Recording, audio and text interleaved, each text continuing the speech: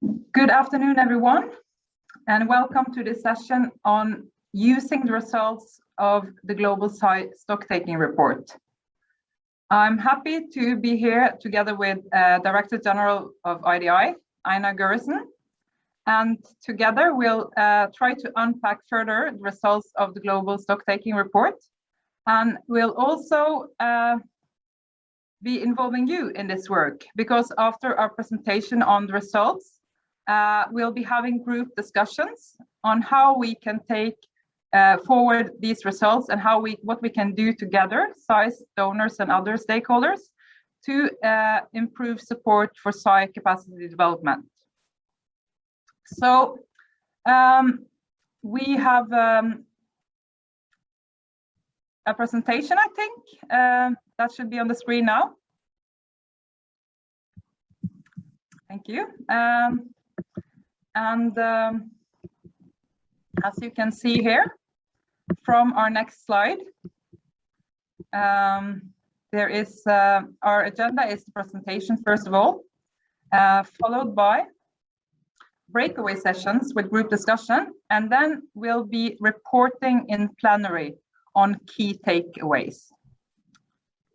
So without much further ado, I'll hand over to Einar Gørresen, who will start presenting the results of the report.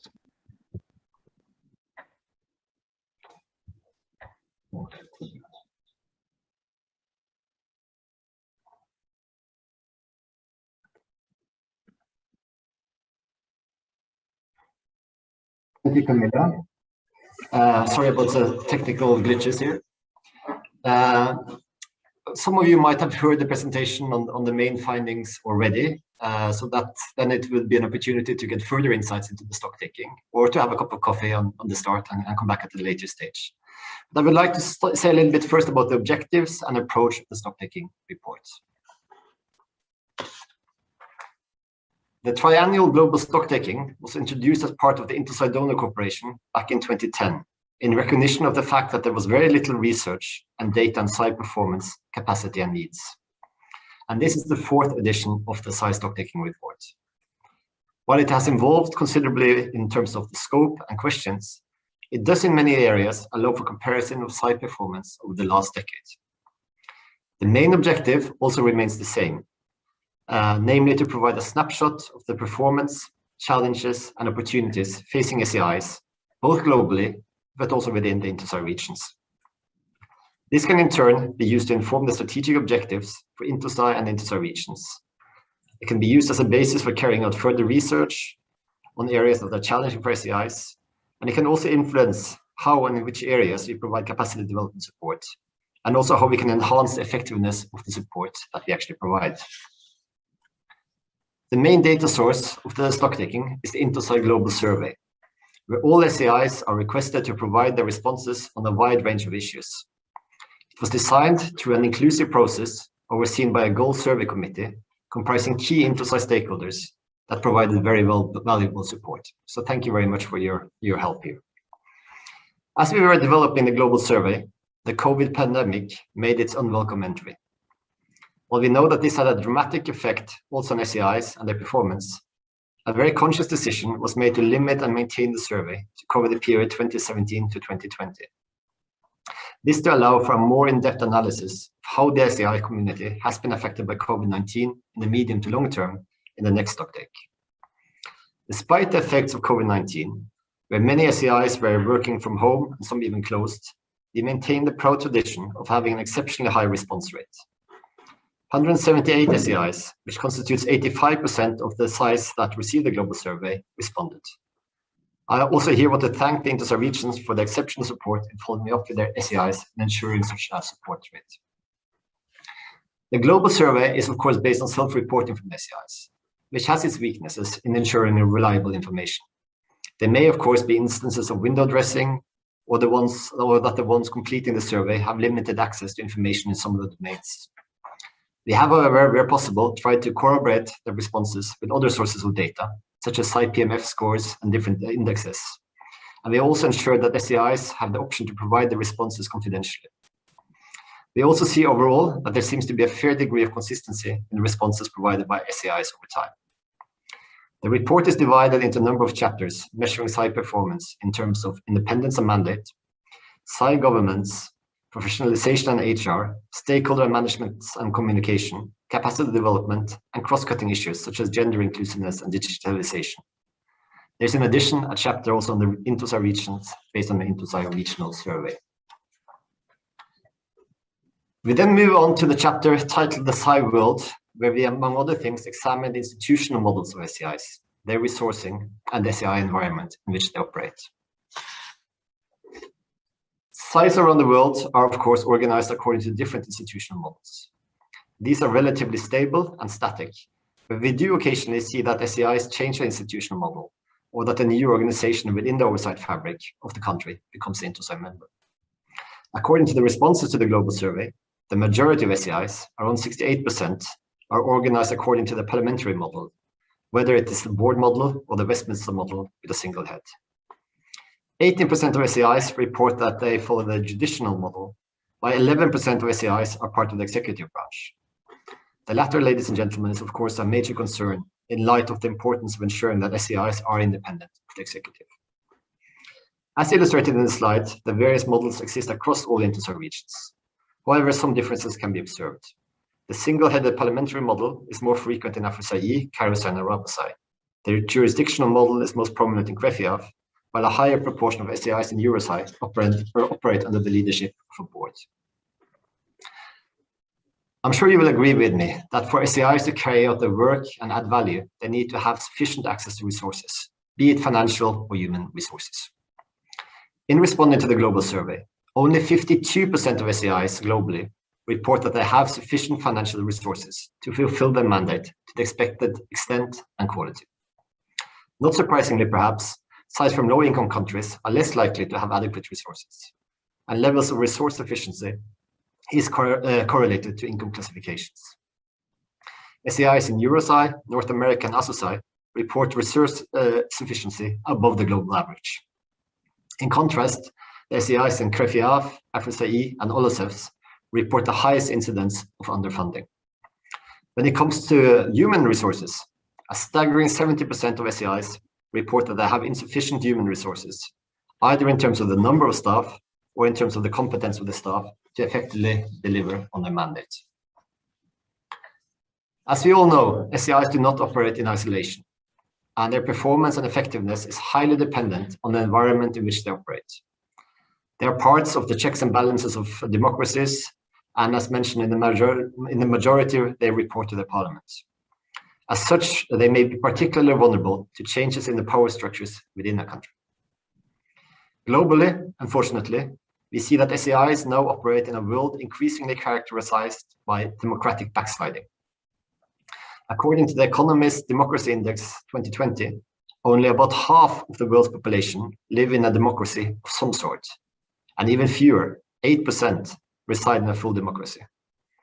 This downward trend has continued for the last 12 years. The downturn is perhaps particularly visible for civil liberties. The Freedom House Index concluded that 2020 constitutes the 15th consecutive year of decline in global freedom. The Transparency International's Corruption Perception Index, the CPI, for 2020 also report that corruption is contributing to undermining democracy. It finds that most countries have made little or no progress in tackling corruption in the last decade. Research from 2018 suggests that falls in the scores on the CPI index correlates with drops in democracy levels. In the stocktaking report, we also see a clear correlation in terms of SAI performance in certain domains, such as SAI independence, with levels of democracy. In 2017, the stocktaking report received considerable attention due to the alarming findings on SAI independence. As a result, we have seen both initiatives from INTOSAI and donor colleagues, such as the World Bank, in terms of placing SAI independence high on the agenda. And in the IDI, we have established a dedicated workstream to support SAIs in obtaining and maintaining independence.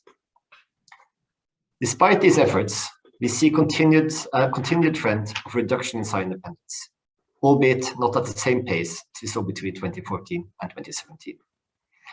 It is, however, important to remember that this reflects the situation prior to COVID-19.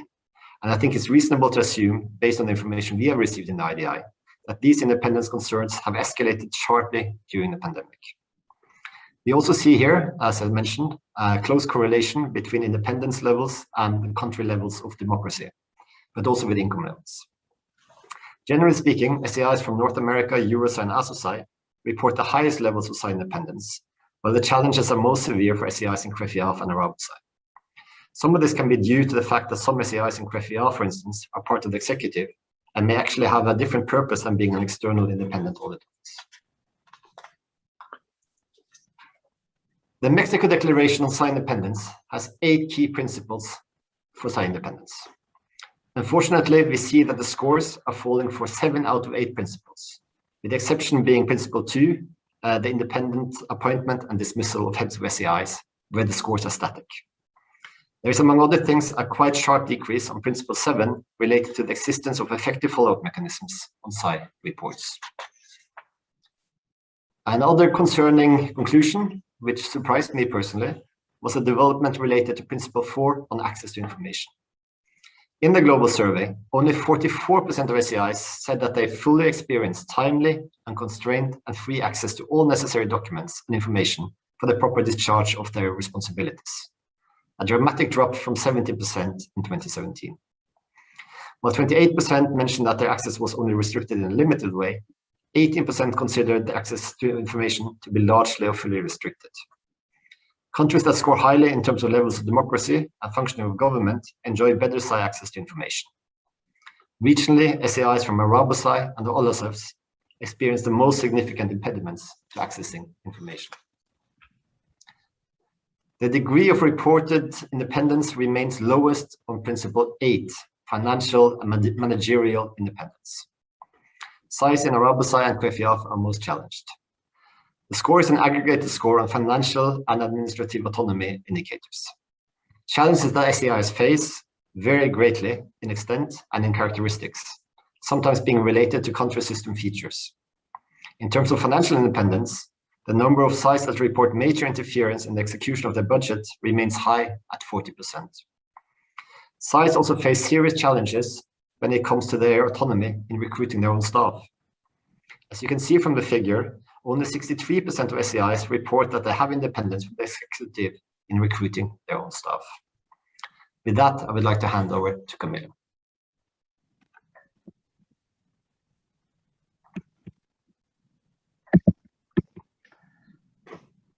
Thank you, Einar. I will go on to present the results related to SAI governance and SAI core audit services. So what we found in the global stock taking is that SAIs have opportunities for being more transparent in their own with their own activities. We also see that SAIs have opportunities for integrating cross-cutting issues better in their strategic management. For example, embracing opportunities for digitalization and also to ensure gender responsiveness better. We also see that SAIs could focus more on professionalization and link this better up to human resource management. So going more into the details, what is very positive is that almost all SAIs have a strategic plan, and this has been a high number dating back to 2010 and the first stock take. It's also positive to see that more than 79% are making the strategic plan public, and this is a big increase compared with the last stock take. However, when it comes to reporting on their progress towards reaching the objectives in the strategic plan, the figures are a bit lower, and only 57% of SAIs report to publicly report against their strategic objectives. So this means that they might monitor and report on activities internally, but they don't share them always with their stakeholders. As I was saying, there are opportunities for digitalization. We ask SAIs whether they have a digitalization strategy or a strategy linked to the strategic plan on digitalization, and only half of SAIs confirm to have this. We also see that when it comes to using digitalization, not only in the organization and doing efforts there, but also using digitalized information in audit work, this is affected by whether the auditee's information is also available in a digital format. We also think that it's quite likely that COVID-19 has increased the focus on this topic, as we see that more SAIs are interested in pursuing and building capacities related to digitalization.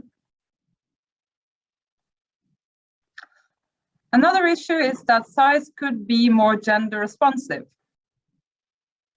When it comes to gender composition, it is quite balanced with half and half of men and women in the staff overall, but of course there are regional variations. Less than 1/3 of heads of SAIs are women, and also we see that there is a dominance of senior management in men in senior management positions.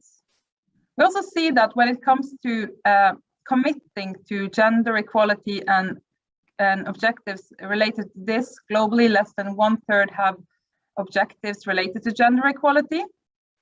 And amongst the regions, we see that INTOSAI and CREFIAF are the front runners in focusing or taking measures to institutionalize gender equality and promote this. Furthermore, we see that when it comes to informing the strategic plan on gender before making objectives here, we see that only 10% has used a gender analysis. So there are certainly opportunities here to further focus on gender and educate themselves internally on gender equality and what it means either in the organization and in the audit work. Another point that stood out to us is that SAI's own performance accountability measures are not very transparent. First of all, we noticed that we asked the SAIs whether they produce financial statements, and only 72% of SAIs actually produce financial statements. And out of these, only 73% actually submit these statements to an external auditor, and even fewer, of course, again, publish the results of the external audit. In addition, we asked about whether SAIs have conducted performance assessments, and there is a slight decrease in the number of SAIs who did this compared to the last stocktake. And what is also more interesting is that when we asked SAIs whether they have published the SAI-PMF assessments or shared it with stakeholders, very few do so. So only 18% of those who conducted SAI-PMFs actually published the results after the assessment was finalized. A third point that I want to mention in terms of SAI governance is that there is a need for more effective HR strategies and a better link to professionalization. What we see when it comes to HR and professionalization is really that although a lot of SAIs are really inhibited by their lack of financial and administrative independence, it's also a fact that focus on professionalization is not as high as it could be. We think this is important because the staff is basically the most important asset that the SAI has, and they need to invest in it. But it's also see that, I think also Einar mentioned this earlier, that 70% of SAIs identify not to have adequate staff, and either in competencies or in numbers. And of course, we see this related to the SAIs taking more complicated tasks as governance structure or government structure is getting more complicated, and the tasks that government do is actually getting more complicated. However, we also see that more than 30% of SAIs don't have any competency framework, and this means in practice that they haven't really identified the necessary competencies in order to do high quality audits and what it entails and what the SAI staffs need to know to do this. For those who have competency framework, we also see that only half of these have established competencies or have covered properly competencies related to the big audit streams, the main audit streams, such as financial audits, compliance audit, and performance audit.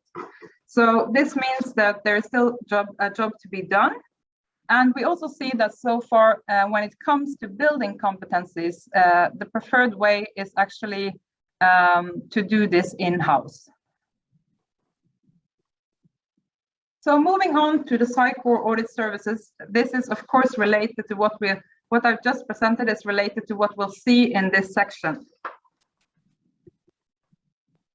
The main findings from this chapter is that SAI adoption is increasing. Implementation of SAIs is also increasing a bit, but it's lagging behind. When we ask about what the main reason for non-compliance with SAIs are, this is referred to as a lack of resources. There is a positive finding here that we have an increased publication of audit reports, but it's negative to see that follow-up of audits is going down. Finally, we conclude that there is a need for more focus on creating impact in the entire audit cycle, and that also includes stakeholder engagement. So going into a few of the details here. First of all, 74% of SAIs, almost 3/4, is aware of the transition into the new INTOSAI framework for professional pronunciations. And SAIs are increasingly adopting the SAIs. 86% have said that they have done so for the 3 main audit streams. And we also see that SAIs in developing countries are more likely to adopt standards directly. So while other countries perhaps rely more on the existing national standards and find these to be more or less aligned or based on the SAI according to their own assessment. As I was saying before, there is a slight increase when it comes to, since the last stocktake, when we looked at data from the SAI-PMF also, in terms of whether SAIs actually comply with SAI standards when executing audits. But we also see that there is a big difference in the levels, for example, between having SAI compliant manuals and actually doing SAI compliant audits. And as I was saying before, the main reason is a lack of resources, but we also see that there are reasons related to the way that the SAIs organize their work and which audit objectives are the main ones. And we also see that it's related again to quality management and which quality management systems for the organization as a whole that they have in place. And again, we see that this point is very strongly related to whether the SAIs have enough resources. So what we can kind of conclude from this is that it seems to us that SAI implementation is seen by most SAIs as a very resource demanding task. And because there are a lot of different aspects to take into account, and also there are a lot of different steps along the way before they could be SAI compliant. Another concerning finding in this report is that SAIs do less systematic follow-up. That's been a significant drop from 86 to 65% of SAIs that report to have a follow-up system. And the decrease is seen across all regions. When it comes to looking at the different audit streams, we see that follow-up is mostly widespread for performance audit, although we think that financial audit often, where audits follow-up is often done more automatically in the following year. However, when it comes to a systematic approach, I think it's fair to say that performance audit is where we find the most systematic approach. And then we also see that follow-up is least established for jurisdictional control. However, we think that this has to be seen in the context of the mandate and the system within the Court of Accounts are operating. So finally, we see that there are opportunities for strengthening communication to increase impact. And this goes back to the point that if the SAIs will look more at the audit cycle and all the steps together, we hope that this can be a way to increase their impact. When we ask SAIs about their obstacles to impact, their responses are mostly related to their stakeholders. And as you can see from this slide, most important obstacles to delivering audit impact is associated with executive response. However, we also see that aside from auditees and who are the ones that SAIs are mostly, auditors are mostly in contact with, involvement of stakeholders, other stakeholders is limited and could be probably strengthened. It's positive, though, to see that SAIs are planning to develop their capacity when it comes to communication with stakeholders, not only within the institutional systems, with the judiciary, legislature, and executive, but also with other stakeholders who can help them create an impact, such as media, citizens, and civil society. And with this, I'll hand over again to Einar.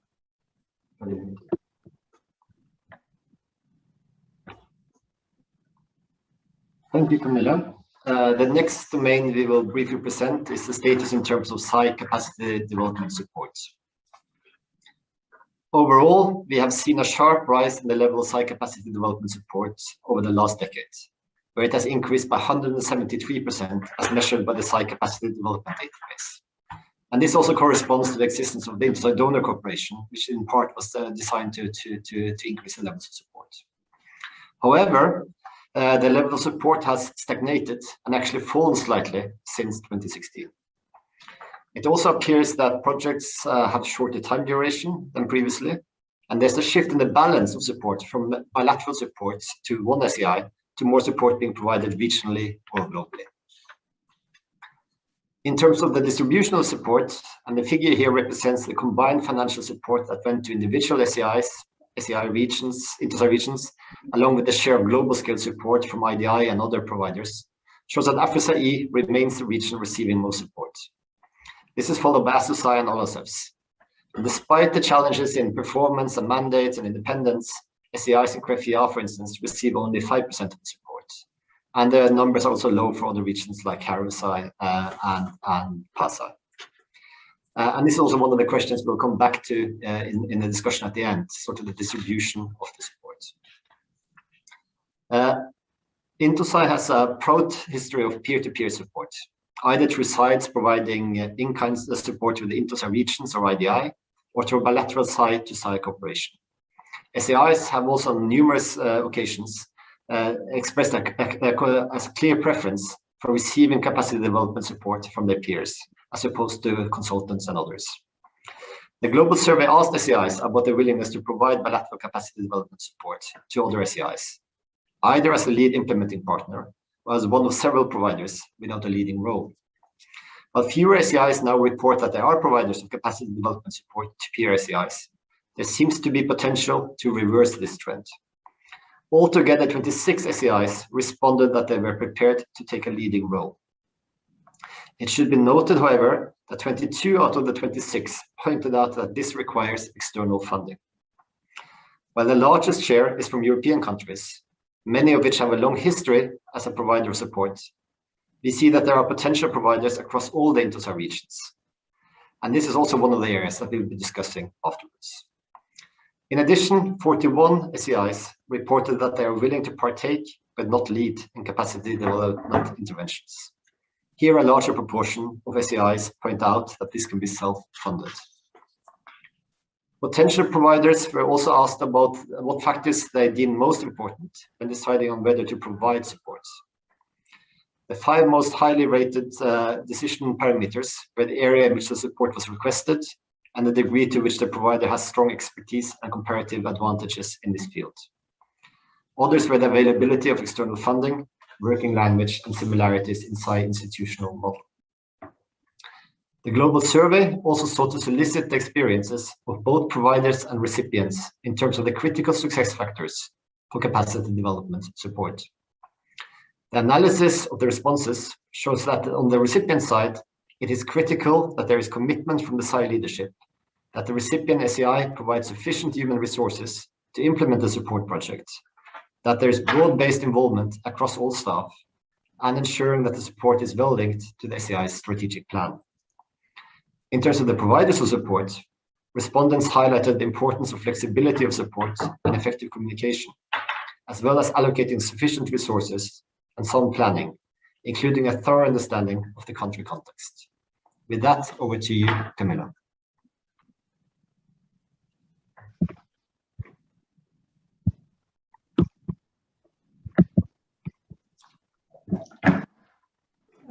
Thank you, Einar. I'll continue the presentation on capacity development. We just want to also present to you some of the areas in which SAIs have undertaken capacity development efforts in the last period, and whether they are planning to do more in the coming period. So what we can see here is that we asked both about organizational capacity development, and we asked about professional development. So looking first at organizational capacity development, what you can see here, apologies, I have a bit, from what you can see here, this is the top 8 topics that SAIs either undertook and are planning to undertake in the coming period. So as you can see, strategic planning and capacity development on strategic planning has been and continues to be very important for SAIs. Equally, half of SAIs undertook some kind of capacity development on audit quality, and 75% of SAIs are planning to do that in the coming period. And when we talk about audit quality and reporting, we also talk about how the SAIs are planning, how they are selecting their objectives and coverage. So it's that is why it's grouped as an organizational aspect of capacity development. Another popular topic is professional development and training. As you see, 75% also plan to undertake capacity development on this topic in the coming period. And furthermore, also organizational control environment is coming up as something that is becoming more important, and equally overall planning. Also, 49% of SAIs undertook some capacity development, perhaps a SAI-PMF course in the previous period, and 63% is planning to continue developing their capacity when it comes to SAI-PMF. And as you also see here in the green bars, you can see that leadership and internal communication has been undertaken in some way by 41%, and 61% is planning to do something on that. Going to the next one, we have kind of teamed these as up and coming. As you could see from the previous slide, we also had human resources there. There's quite a high number, but we also put it here as up and coming because 64% are planning to undertake some kind of capacity development on human resource management in the coming period, and that is quite a big increase. We also see, as we were also saying in the previous on the previous topic, that communication with different stakeholders are also becoming more popular amongst the SAI. And in line with the opportunities for digitalization and more focus on IT, we also see that there is an increase in SAIs interested in undertaking capacity development on ICT, hardware and software. And one thing that is a bit interesting that is grouped here, but of course is more on institutional capacity building, is independence. And you can see here that independence and legal framework is almost the same number, seeing also backwards and forwards, which perhaps can indicate that, you know, that SAIs that are really in need of this is continuing to be focused on that area. Otherwise, as we also presented on SAI governance, you see that there will be more focus, hopefully, on financial management, assets and support services, and hopefully including also SAI's financial accountability. And we also see the same for gender. Looking more at the professional capacity development, so I mean, professionalization of audit, that is. What we see is that the most popular topics are actually not shown in this slide. It's the audit streams. They continue to be very important for SAIs. We have performance audit on top, followed by financial and compliance audit. But as you can also see here, and that's of course due to the much lower number that undertakes jurisdictional control, the focus is a bit lower there. When it comes to other audit types that are of interest and is also of interest for us, we see that, for example, there is an increased interest towards building capacities in public debt. And there's also increased interest in doing audit on disaster-related aid or other aid programs. And finally, also we found it interesting to see that there's interest towards collection of taxes and other revenues. A couple of other points to make before we go on to the group discussion is that we asked SAIs about whether they applied some good practices when they were recipients in different capacity development initiatives. And what we see that from our responses is that most SAIs in some way involve their staff in the capacity development and made them lead in some way. We also see that almost always the support was linked to the SAI strategic plan. And also most of the time it seems that SAIs determine what area they wanted supported. So that means that they're in some way taking the lead, at least at the initial stages. However, we see that when we look at the right side of this slide, only 73% said that most of the time they led the support. So that means that perhaps initially there is an agreement by both provider and recipient to have the SAIs be active and decide what should be supported, and there is an assurance that it's linked to the strategic plan, but perhaps it can be related to capacity, but also perhaps it can be related to the ownership of the SAI when actually the delivery of the capacity development scheme starts. Another thing we asked about, and I'm not expecting you to read all the details of this slide, but is for those SAIs who provided support, their application of good practices and what they did most of the time. And what you can see here is that most of the time when providing support, 68% say that they are using their own staff. So that means that this is the real peer support and they have expertise that they can provide. So that's very positive. Only 4% in some way station their staff at the peer SAI where they provide the support. So very few do that. And also it was interesting to see that when it comes to twinning, 20% of SAIs also use some kind of twinning arrangements as a part of the support that they provide to others.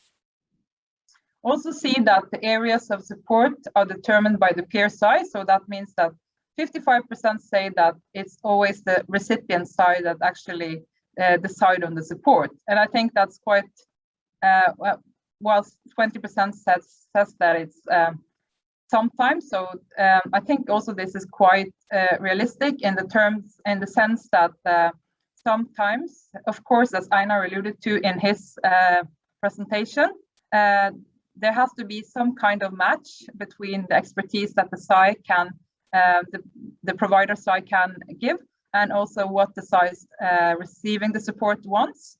But we also think that sometimes also the SAI will, the recipient SAI will also receive support in topics that perhaps wasn't exactly the thing that was most important for them, but that they get as a freebie in addition to the other support, really. And that, of course, can be positive as long as it doesn't take focus away from the needs of the recipient SAI. Finally, I'm just going to talk very briefly about the region's role. In relation to capacity development and representing its members, the positive thing is that we really saw that regions are very responsive to members' needs, and they're quite well managed in terms of, despite their limited resources, they're quite well managed in terms of strategic management. But when it comes to regions' support in capacity development, that has been in the period under scrutiny, mostly focused on audit professionalization. And this is also mirroring a bit the needs and the interest of the SAIs. And given that they are quite responsive, the strategic priorities then translate into capacity development and support related mostly to different support in relation to the main audit disciplines and also to quality management. And also we saw that 6 of the 10 regions and sub-regions that responded to our regional survey supported on the SDGs as well.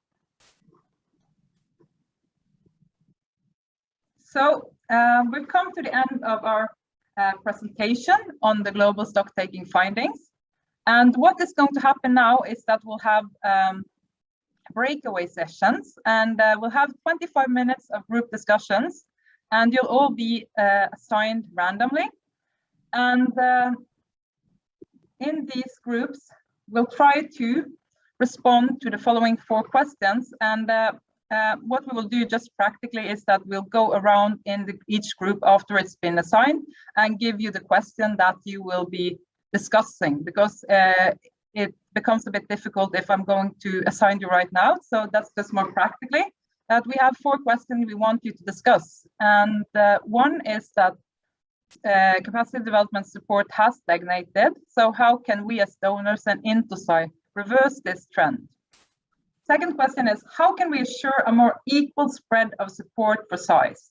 As you saw from Einar's presentation, some regions are not getting the same amount of support as others. So there is a need to maybe change that trend, or to at least make it more fair in a way. Question 3 is, how can we mobilize more SAIs to provide support, and how can donors help? And that is related to the peer support and in which ways we can do this. And then our 4th question is, what should be the most critical areas for capacity development support going forward? And so you've seen some of the results and the interest of the SAIs, but you've also seen the results on key performance areas. So having these 2 issues in mind, we could be discussing where we should focus our support going forward. So now I'll let the event manager and Sinja and Katarina do the allocation of the groups. Thanks, Camilla. Can you confirm how many groups you would like?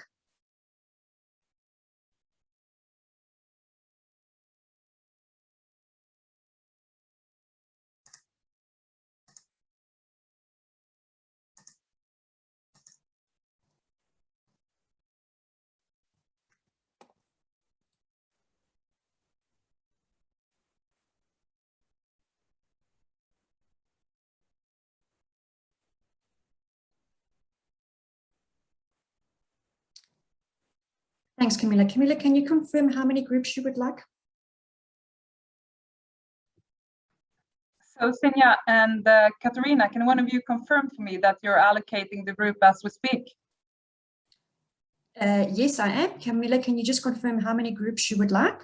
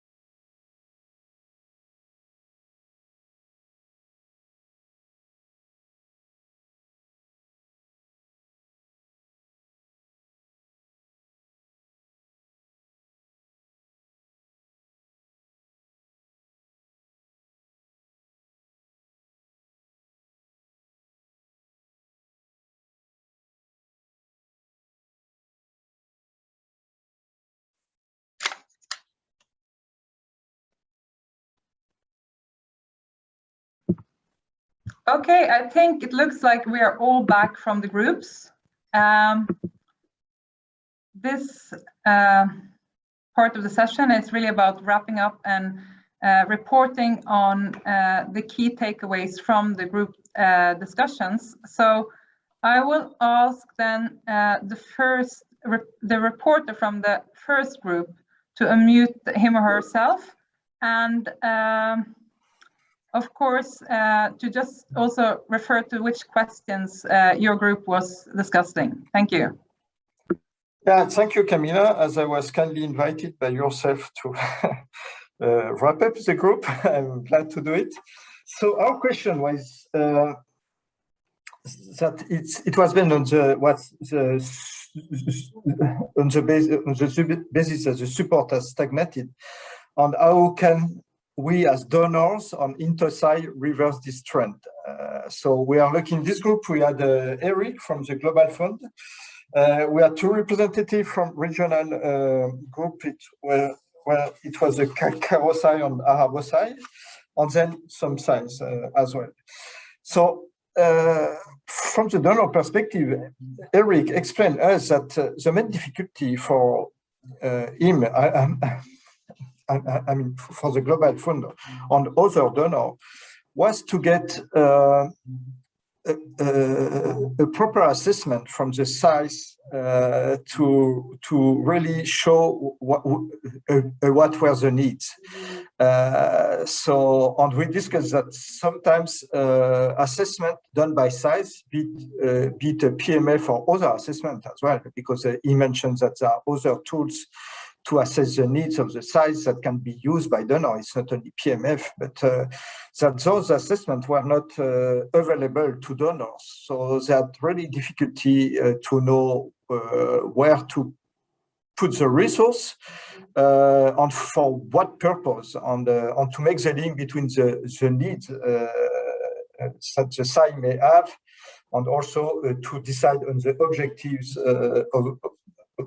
of the support. So his claim, if I may say so, also I don't think he used this word, but his claim was to for the SAI is to be more transparent,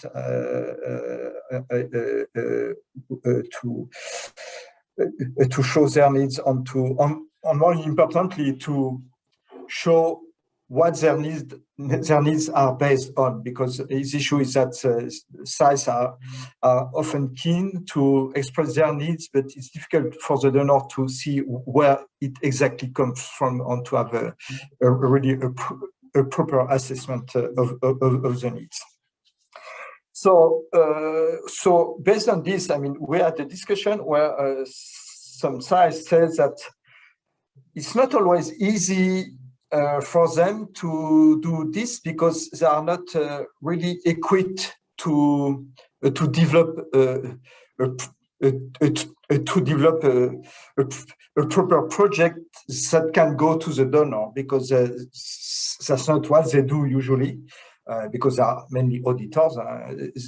They are not people who are used to prepare projects on following the requirements, specific requirements of each donor, which can be different sometimes. And so they lack these capabilities because they mainly lack the resources. So one discussion came that maybe this can, maybe the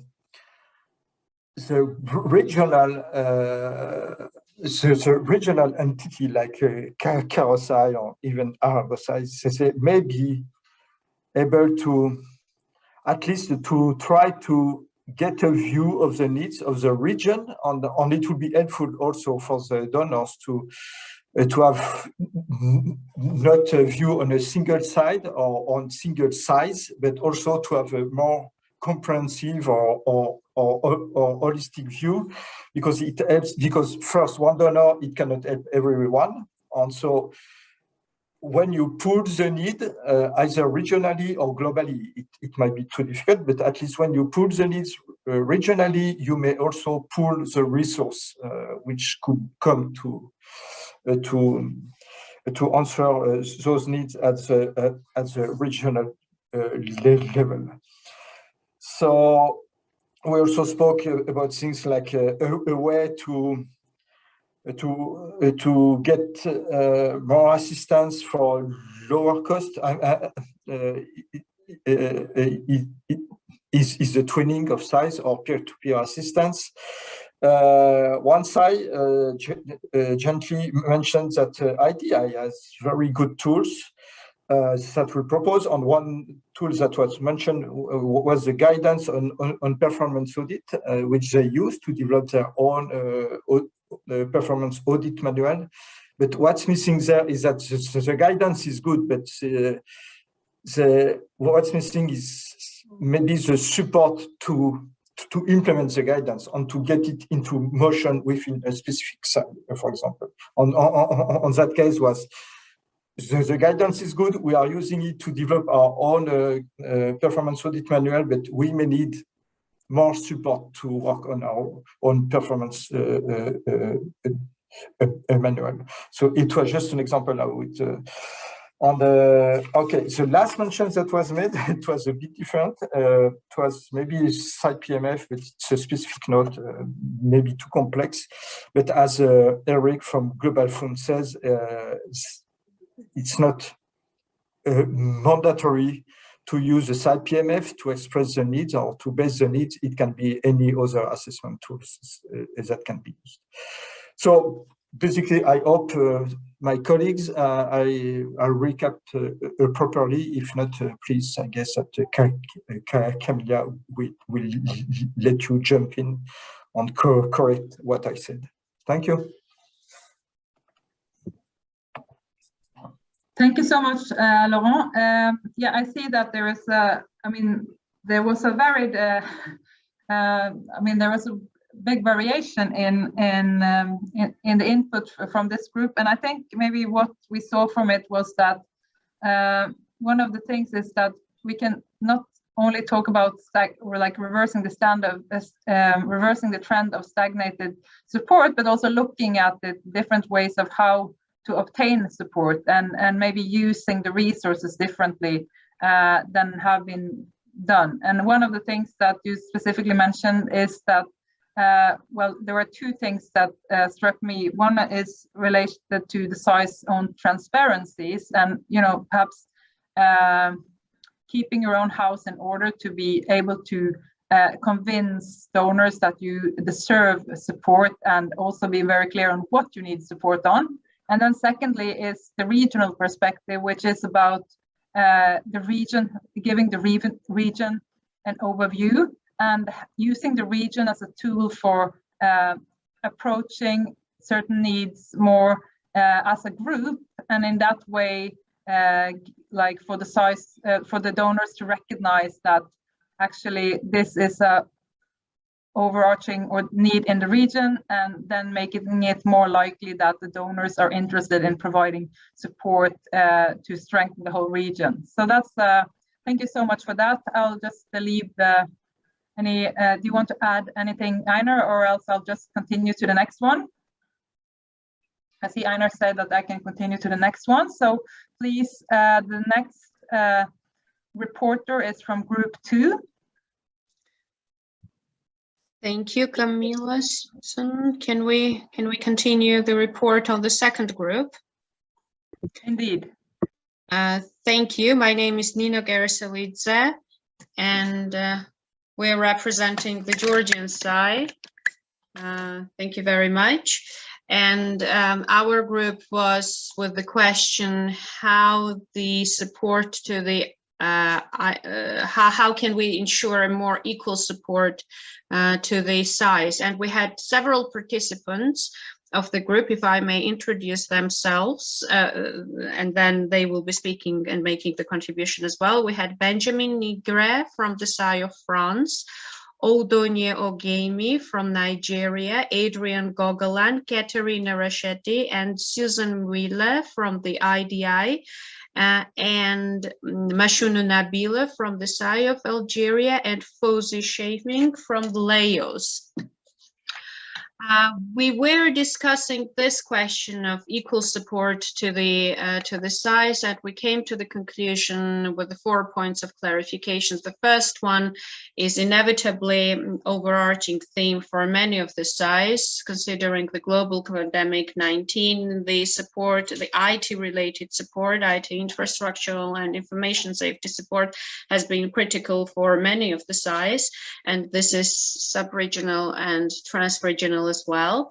The second point was from the colleague from Nigeria, that the appetite of the SAIs should also be considered. What are their local needs when discussing the needs-based support? The third point was the consumption capacity of SAIs, that the approach from the donors and from the SAIs should be taken into consideration with the clear balance. And the fifth point was the clear advocacy and transparent information, very clear and simple information support. And I think that what was the point of my previous speaker from the group, from the first group, Mr. Laurent Grosse, this was what you have also mentioned, that information, very clear and transparent information should be provided to the SAIs. And something which should be taken into account is the language barrier, that sometimes there are various limitations in terms of the languages, and the SAIs are unable to put up their proposals on time, whereas they are mostly the ones which are mostly on need. If I may ask my other colleagues from the second group to also voice their opinion about our discussion, that would be nice. For example, Benjamin or Camila or Katerina, Susan. Thank you, Nino. Benjamin from SAI France. Thank you, Nino, for wrapping up our discussion. During our discussion, we also highlighted the need and the limitation from the language barrier. Should it be from SAI Laos or from French-speaking SAIs in Krefia, for instance?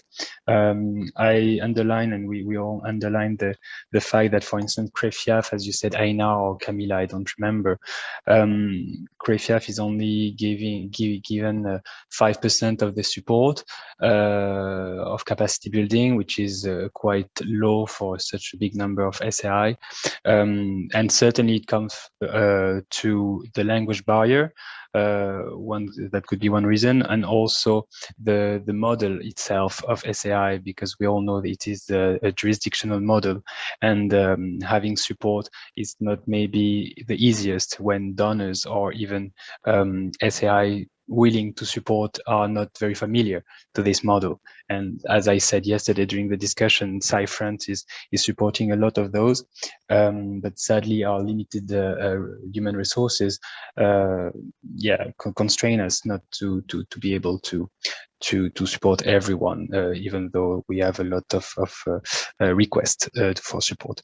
So this was the two ideas I wanted to develop. Maybe Suzanne had also quite a few ideas and very interesting details to develop. So maybe Suzanne wants to talk now.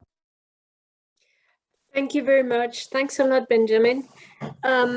And thanks a lot to the Cour des Comptes efforts to support all the many French-speaking jurisdictional SAI. My view is very much also from the donor side. We underlining that, of course, each and every of these very important institutions, the SAI, merits support. We're also preoccupied with, of course, the principle of need. Okay, I start my video. Principle of need. We should support where and what is needed, and this is for us even more important than just supporting everybody. Those who need it most perhaps need it first, and to this related is the question: what can we do? What should we do? And what does the SAI need? And what can the SAI accept? Because you kill very easily an institution if you just overburden it with funds, with demands, with. So it's this balance we have to find, we have to respect of needs, what they can do, and all the other priorities. Thanks a lot. Thank you so much, everyone in Group 2, for those very valuable contributions. Yes, I think you touched upon some, all of you in different ways, an issue related to, what is the starting capacity of those SAIs asking for support, and what are the most perhaps, critical needs that they have. And there we have to take into account, as you were saying, reception capacity. Is the SAI able to do anything? Will they have results under a program which have many activities, or will you have to sequence the support in a way that allows the SAIs to gradually build up competencies and able to manage and also receive the support in a good way? And of course, that could be, related to the overall resource situation in SAIs in different regions.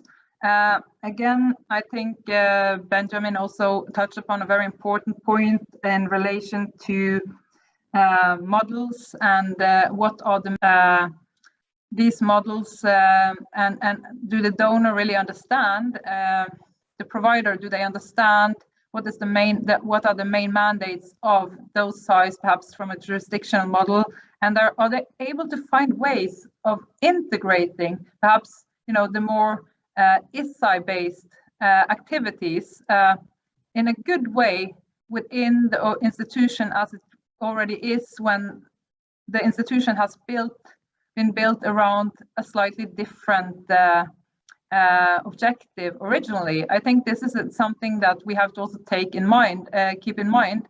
But obviously, as you also said, the global stocktake also confirms that language barriers are one of the reasons that peers may not be able to provide support, and of course capacity and resources.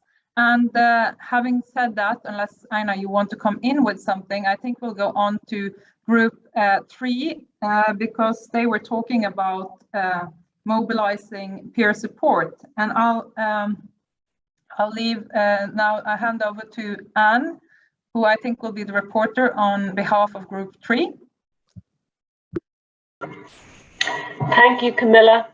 Yes, I was in Group 3 and we did discuss how we could mobilize more SAIs to provide support to other SAIs, and then how we could maybe find ways to get help from donors in that. And firstly, just to say, we didn't discuss the importance of peer-to-peer support, but I think we've always stated that peer-to-peer support has always been the most valuable and most beneficial type of support. So we discussed over time the different types of organizations, the different SAIs, first of all, who are out there already and have identified as part of their strategy that they do support. And they would be experienced in the delivery of capacity building. They would have resources allocated to doing that peer-to-peer support. And hopefully they will continue to do that. And I'm sure because of COVID it has lessened, and that we need to maybe think of ways to just incentivize that and maybe get it to come back in action again. And again, that led us down the road of discussing the opportunities that we now have with COVID and using technology. And that, I suppose it's a case of reinvigorating that with those SAIs who were doing that, and perhaps they're doing it themselves. But then we talked about what about the SAIs who don't necessarily provide support, and in some cases a lot of it is because of resources, that they don't have the resources, but not just in the people or financials, but that they're also challenged about stepping up to actually provide capacity, because you have to have expertise in delivering capacity to do it properly. Plus, you also have to have good understanding of the context in which you're delivering that capacity. So it's not as straightforward as just getting them to put time and resources aside to do this. They have to develop it through a strategic process. It has to be part of their strategic planning, we felt. And so it's not that easy. But then we talked about, perhaps these are ways that donors can step up and help, in providing support to SAIs who might be willing to do more if they had the right capacity and the right resourcing and the right, knowledge solutions. And this led us down a road of, making sure that the proper infrastructure, both technologically and from a capacity building point of view, was put in place. And that's where donors could step in, in both providing support to SIs who are willing but can't do it because of lack of resources, but then also to support some sort of central systems for making resources available for SIs who would be willing and who could be incentivized to step up, and having something central set up in place to provide those. I suppose there are many challenges that have outlined: software, technology, infrastructure, but there's maybe a potential entry point there, I think we discussed. If anyone else from my group wants to add to that, please. Camilla and Petra and Dominic, you had contributions. If there's anything you wanted to add to that, thanks. I think you covered most of it.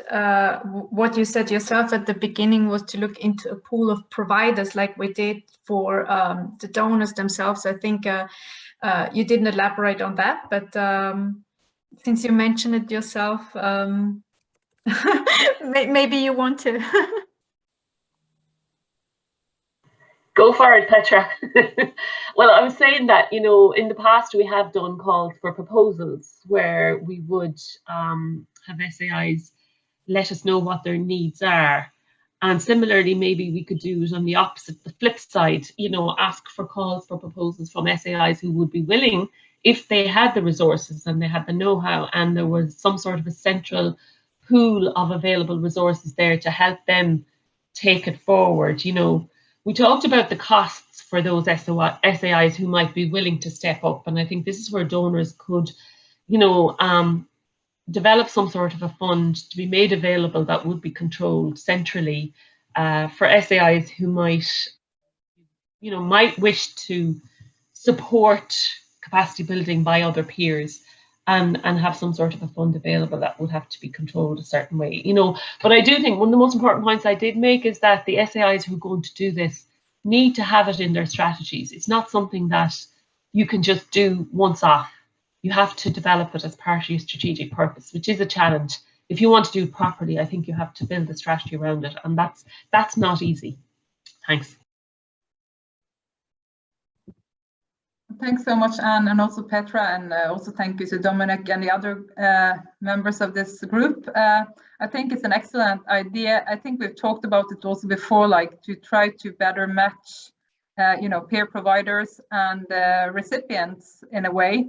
And of course, this is something which perhaps I think they're in our meeting here, but perhaps it's already looked into a bit by CBC, who has a work stream for peer reviews and peer-to-peer support. However, I think it's something to really look into, because we are always struggling a bit to find, providers of peer support, but due to all the reasons that also was mentioned when it came to geographical distribution of support, but also because we don't know who is good at what. And of course this changes because it's a moving staff, and there are turnovers, but at least getting some kind of overview could be a way of better matching, if we do it regularly, better matching those who need support and those that actually have expertise in the area, and then perhaps using the donors in some way to enable those who have expertise to actually distribute and help other SAIs by using their expertise. So thanks a lot. I'll go on to the last group there. I see that Einar, you are the reporter from that group, so I'll just hand over to you. Oh, thank you, Camilla, and thanks everyone for your intriguing reports. I would just say to the last group, I mean, in terms of the peer-to-peer support, even though we've seen a slight decline in the number of bilateral projects, I mean, I think there are very few professions where we're able to actually mobilize so much in kinds of support from a profession. But we also seen in the IDI, and I think also in the regions, that during COVID as well, it's been actually harder to mobilize that support because previously, when you also had the chance to meet physically, you actually got away from the desk and you could actually focus on the capacity development support to a region or to IDI. And when you're at home doing audits and not being able just to break off from the office, that becomes more complicated. In terms of the discussions in our group, we looked at sort of the emerging and critical areas that we need to focus on in terms of future support. We had a quite small but very active group and good discussions. And a lot of different things came up. One, and maybe the most sort of obvious, was in terms of software and being able to do all this remotely. But also then the point was brought up from our colleagues in terms of the work environments. Many SAIs have been working from home now for a year and a half, sometimes close to 2 years. And that has its challenges in terms of also making sure that you take care of the well-being of your staff. And I think the example was used from FSIE in terms of sort of having regular monitoring of mental health and the software areas and staff welfare as being an area that needs to be followed up. We also see that many SAIs are assembling very big audit backlogs during COVID-19, that they haven't been able to actually do their regular audits. And actually helping SAIs in terms of taking a more risk-based approach and helping them in terms of the audit backlogs was highlighted. The independence issue again came up, and sort of two interesting angles for me on that. The first one was brought up in terms of how the SAIs are communicating with the executive in terms of independence. That it might not always be the best to sort of take a very strong approach and to say, this is our rule, this is our demands, this is the way it should be. But that there's room to take more sort of strategic and constructive dialogue with the executive and key stakeholders, and that might be more conducive. And linked to that, it was also brought up that COVID-19 actually makes it more challenging in terms of independence, because these are sort of sensitive discussions that needs to be had, and having those online might be a particular challenge. It was also brought up that in this virtual reality, bringing people together on professional development is a very good thing. The professional education of a SAI auditors pilot from the IDI, which brings together about 1,000 people, was highlighted as an example. And the need for these things not to be static, in the sense that it was just training, but actually interaction. And the fact that interaction was possible was brought up as a good thing there. We also discussed the new normal and the implications it has on SAIs. That the SAIs are very often very bureaucratic and old-fashioned institutions that have been doing the work in the same manner now for hundreds of years sometimes. That you have an audit plan, you go out and implement the audit plan, but that the new normal actually makes or necessitates that SAIs are much more agile, that they might not, the audit plans might be a thing of the past, that you have to read the environment and be able to take quite quick decisions on what to audit and how to audit it. And that again requires strategic foresight and resilient SAIs. And then finally, the point was brought up that in the chat now, that training the trainers, making sure that SAIs have their own sort of trained trainers that can train the rest of the staff, sort of a multiplier effect, was highlighted as a feasible way forward. So I'm not sure if anyone else from my group have any more to add on that.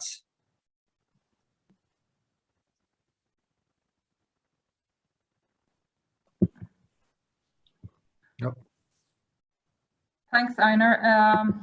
It sounds awfully quiet from the rest of your group there. So thanks a lot for raising a lot of important points regarding what kind of support to provide in the future. Obviously, COVID is affecting a lot of the thinking around now, but I think you raised many important points. Also, in terms of a size as organizations, to strike this balance between, like actually clearing the backlogs, continuing the audit work, but not on the detriment of the staff, and actually like making sure that the staff is continuing to be developed, professionalized, and also that they are taken care of on more of on an individual level. Also as first people, they are staff, and as we were saying, SAI staff is the most important assets the SAIs have. So in terms of building capacity, this should be taken into account. And I actually think what you were saying about professionalization and for example, like these big initiatives like PISA-P, very important also because they close the gap in terms of understanding of what is expected by the SAIs. And I think that's what we see often, that we have to speak to each other, we have to meet many times to understand that what we think we understand in the same way really aren't the same, isn't the same understanding. So those more global initiatives there can probably help to narrow down that gap a bit. Finally, also you mentioned the new normal and being responsive. Yes, I guess this is something we all have to pay attention to, and we also discussed this in our group about like INTOSAI perhaps being a bit of a slow-moving entity in that matter, and that also a part of the capacity development then also is creating new incentives for people to work in new ways, and that means also the staff, but also leadership and the organization as a whole. So thanks a lot. I think we've kind of rounded some of the topics here, but there is a lot more to say about it. So I'll just, Aina, do you want to add something overall before we round up our session? Yeah, I could say that. I think, as I think we implied during the presentation, I mean, the stock taking shows a very mixed picture. I mean, there is progress in some areas, other areas are still extremely challenging. And of course, the biggest challenge for me is not necessarily the capacity development as, support as such. It's more the environments the SAIs are working in, and how and I think we need to do much more research on that. But we already see from the stock taking that levels of democracy, levels of quality of government, etc., are really impeding SAIs in many countries, and that's obviously something that is not very simple for us or for you to navigate and deal with. But I think it also then shows the increased importance also of SAIs being proactive in terms of actually demonstrating their value, demonstrating their importance for trusting governments, and playing a much more proactive role in terms of bringing out the value and impact of audit reports, etc. So we have a lot to work with. As I said, we are extremely lucky to have so many SAIs involved in providing peer support in different forms. Also, so many donors that have come on board to support SAIs and their SAI agenda over the last years. And we'll just plow on and try to make sure that we get improvements also when it comes to these critical areas. Thank you so much, Einar, for those concluding remarks, and thank you to all who have participated. Thanks for your active participation. We talked about agility, and I think we were a bit worried about how the breakout sessions would go, but I think it went quite well. When we listen to the results that you've been reporting. So once again, thank you. Thank you to our interpreters who are doing a great job every day. And don't miss our session on better coordination this upcoming Friday. Thank you, and have a lovely afternoon, morning, or night, depending on where you are. Thanks a lot. Bye-bye. Thank you. Thank you. Bye. Bye. Thanks, everybody. It was a good session. Goodbye.